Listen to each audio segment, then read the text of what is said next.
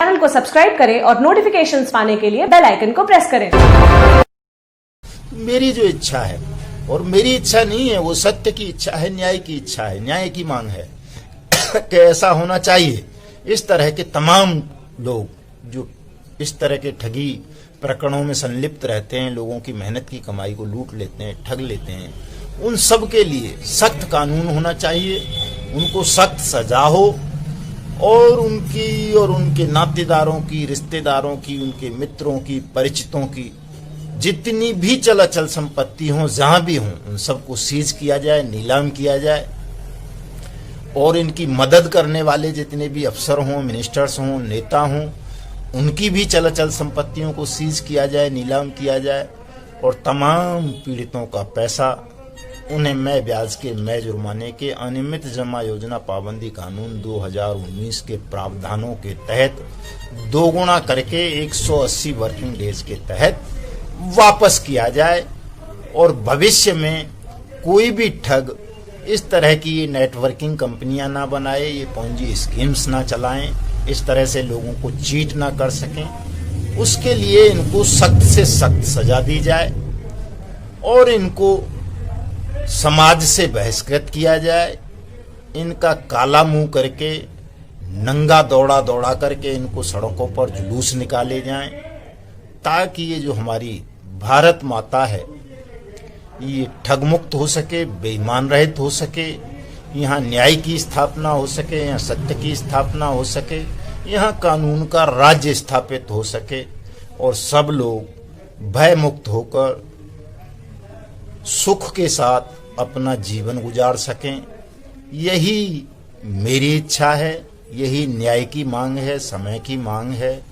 तो मैं इस वीडियो संदेश के माध्यम से आप तमाम लोगों को ये अपील करना चाहता हूँ, करबद्ध निवेदन करना चाहता हूँ कि आप जो भी भाई बहन हैं, जिस भी ठगी कंपनी की स्कीम का शिकार हुए हैं, वो 1 जुलाई 2020 को सुबह 10 बजे अपने घर से ये संकल्प लेकर के जंतर मंतर पर पहुंचें कि हमें न केवल अपनी मेहनत की जो रकम डूब चुकी है उसको वापस लेना है, अपितु अपनी भारत माता को भी ठग मुक्त, बेईमान राष्ट्र के रूप में स्थापित करना है। और जो साथी जंतर मंतर नहीं आ सकते, किन्हीं भी कारणों से, वो नौकरी में छुट्टी नहीं मिल रही है, या घर में कोई और परेशानी है, या उनका स्वास्थ्य ठीक नहीं है, तो ऐसे साथी किसी अन्य व्यक्ति को, अपने परिजन को या परिचित को जंतर मंतर भेज सकते हैं। आप ये भी नहीं कर सकते तो आप अपने गांव में, तहसील में, जिले में, राज्य की राजधानी में एक सिंपल सी चिट्ठी बना करके वहाँ के राज्यपाल को, मुख्यमंत्री को, डीएम को, एसडीएम को, तहसीलदार को, थानेदार को लिख करके दें, महामहिम राष्ट्रपति के नाम, प्रधानमंत्री के नाम, गृह मंत्री के नाम। उसमें बताएं कि मेरा फला नाम है, मेरे पिताजी या पति का ये नाम है, मेरी एज ये है, मेरा एड्रेस ये है, मेरा कॉन्टैक्ट नंबर ये है, मैं ये काम करता हूँ, और मैंने अपनी मेहनत की कमाई को इस कंपनी के झांसे में आकर के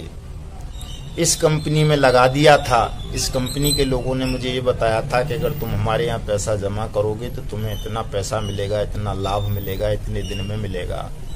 और इस कंपनी ने मेरे भरोसे को तोड़ते हुए मुझे प्रलोभन देकर झांसे में रख करके जो मेरा पैसा हड़पा था, उस पैसे को हड़प लिया है और वापस नहीं कर रही है। इसलिए मेरी मांग है सरकार से कि मुझे मेरा पैसा वापस दिया जाए, और इस ठग के खिलाफ या इस ठग कंपनी के खिलाफ अनियमित जमा योजना पाबंदी कानून 2019 के प्रावधानों के तहत मुकदमा दर्ज करके सख्त से सख्त कानूनी कार्रवाई की जाए। इतनी सी बात लिख करके आप एक सादा कागज पर भी अगर अपने एसडीएम, थानेदार, जिलाधिकारी, चीफ मिनिस्टर, गवर्नर, सेक्रेटरी, तहसीलदार, जिसको भी दे देंगे, वो आपकी चिट्ठी वहाँ से रिकमेंड होकर के राष्ट्रपति, प्रधानमंत्री और गृह मंत्री को आ जाएगी। अगर नहीं आती है, 1 महीने के अंदर कोई कार्रवाई नहीं होती है, तो उस पर आप आरटीआई फाइल करके कंसर्न डिपार्टमेंट से जवाब मांग सकते हैं कि आपके पत्र पर क्या कार्रवाई हुई। तो दोस्तों,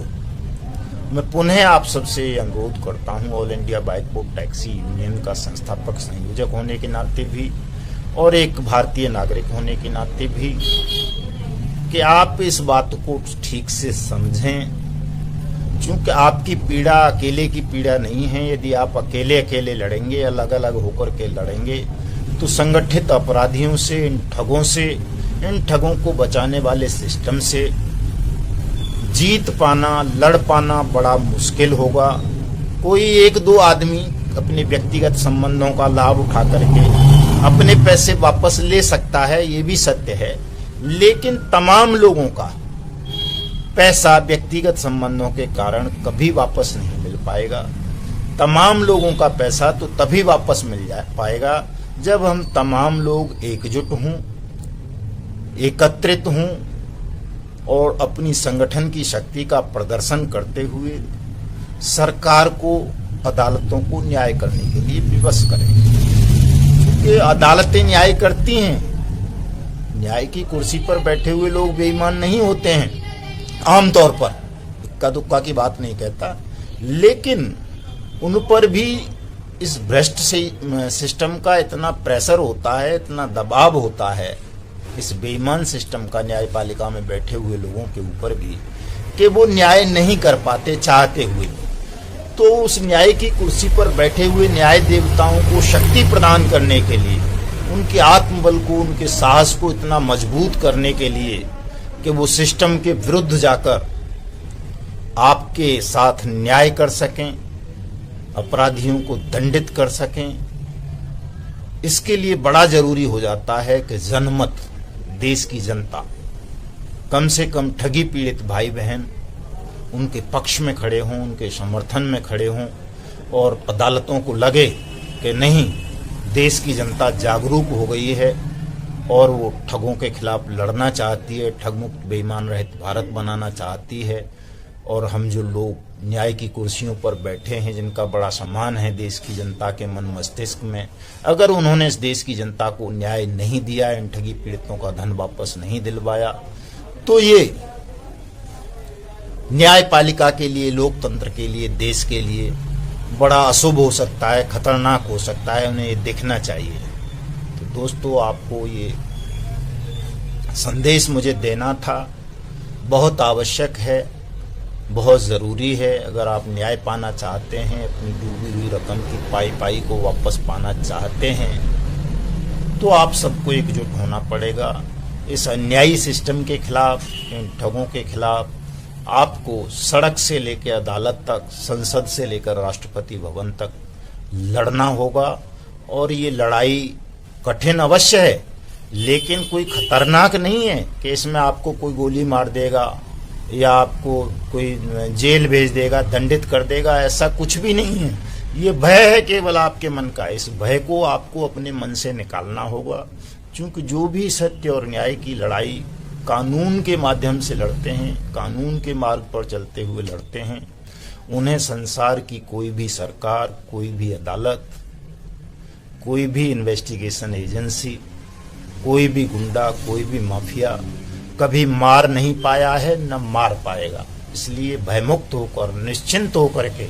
आप इस आंदोलन में सहभागी बने, इस लड़ाई को जीतें। अनियमित जमा योजना पाबंदी कानून 2019 के प्रावधानों को देश में लागू करवाएं, ताकि आप सबका पैसा आपको समय पर वापस मिल सके।